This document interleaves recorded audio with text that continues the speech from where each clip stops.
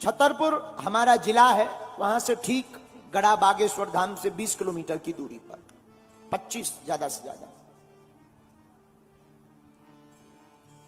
छतरपुर में एक, उस जमाने में जब हम नए नए दरबार में बैठते थे तो छतरपुर में एक सरदार जी दिल्ली से आए, जो वर्तमान में कनाडा में रहते हैं।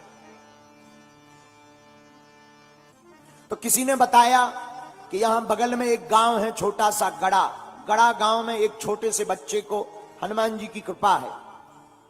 ऐसा लोग बोलते ही रहते हैं। ऐसा सुनकर के वो सरदार जी हमारे पास आए।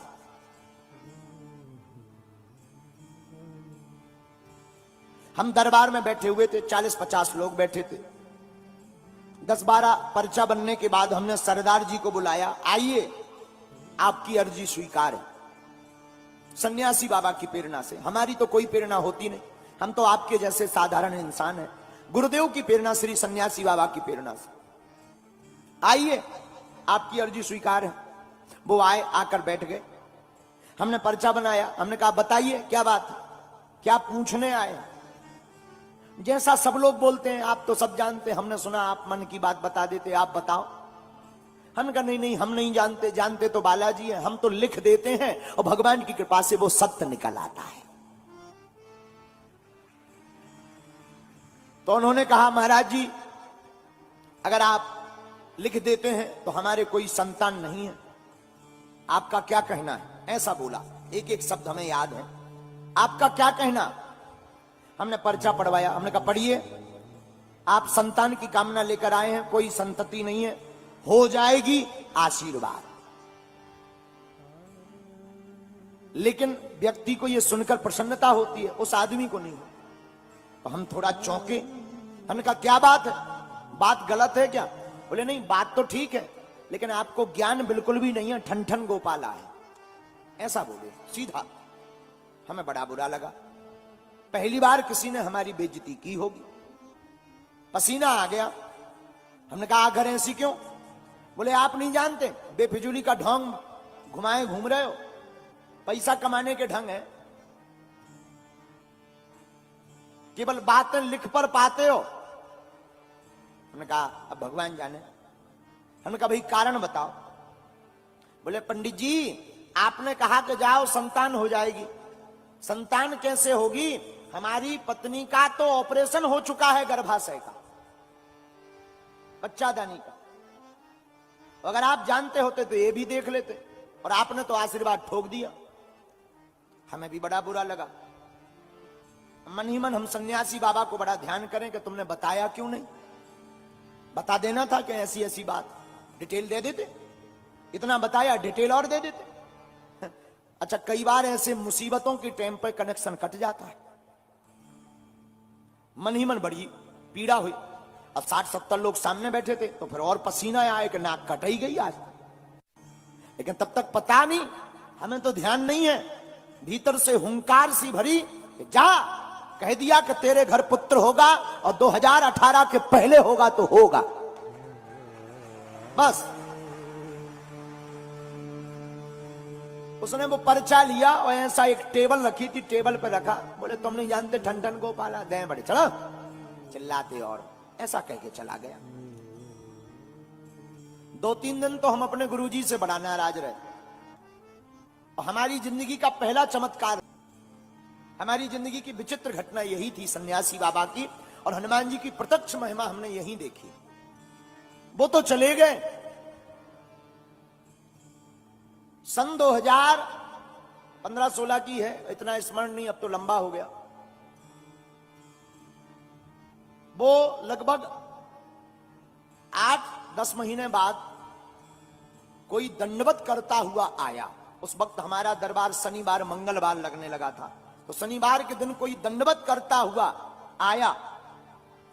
तो हमें सेवादारों ने बताया कि कोई इतनी तपती दोपहरी में दंडवत करता हुआ आया है। हमने कहा आने दो, आते ही रहते हैं, मिलवा देना।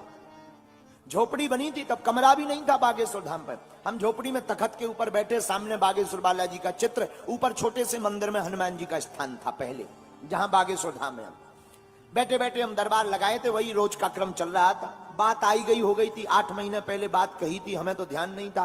गुरुजी ने जो कहा हो, तो बात आई गई हो गई। गुरुजी ने बाद में हमें समझाया बुझाया कि तुम टेंशन मत लो, गुरु की आज्ञा हमने मान ली थी, बात आई गई हो गई थी, हम ध्यान भी भूल गए थे। लेकिन वही सरदार जी 4-5 अपने परिवारजनों को लेकर के आए और उनके साथ में एक बड़े स्पेशलिस्ट डॉक्टर, आंखों में आंसू भरते हुए रोते हुए बोले, गुरुजी आपने हमें पहचाना? हमने कहा हमने पहचाना, आप हमको उल्टा सीधा बोल करके गए थे जिनका गलत पर्चा बन गया था। आंखों से झरझर आंसू बहते हुए फबक फबक कर रोने लगे और जमीन पर सिर पटक करके हाथ फटकारने लगे। बोले, गुरुदेव हमें क्षमा कर दो, और हम बड़े आश्चर्य में हैं। डॉक्टर को हम साथ लेकर आए, हमारी धर्म पत्नी 4 महीने से गर्भवती है।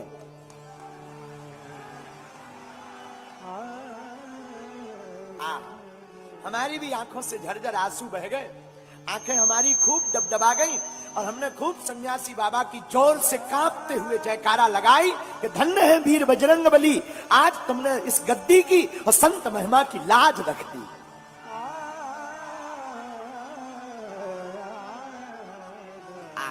बिल्कुल सत्य घटना हम आपको बता रहे हैं। महाराज जी, वो डॉक्टर जो आए थे वो बोले, महाराज जी ऐसा संभव है? हमने कहा तुम डॉक्टर हो, तुम बताओ, हमें तो कुछ पता नहीं है, हम तो कह देते हैं, बाकी करने वाले वो बैठे हैं। महाराज आपको सुनकर बड़ा आश्चर्य लगेगा, भगवान की कृपा से 2017 में ही उसको पुत्र रत्न की प्राप्ति हुई,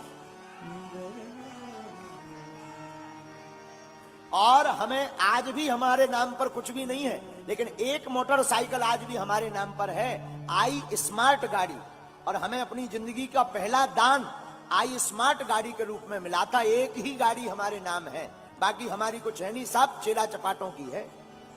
एक गाड़ी हमारे नाम है आई स्मार्ट, वो उसके पुत्र होने पर उसने अपनी तरफ से हमें दी थी।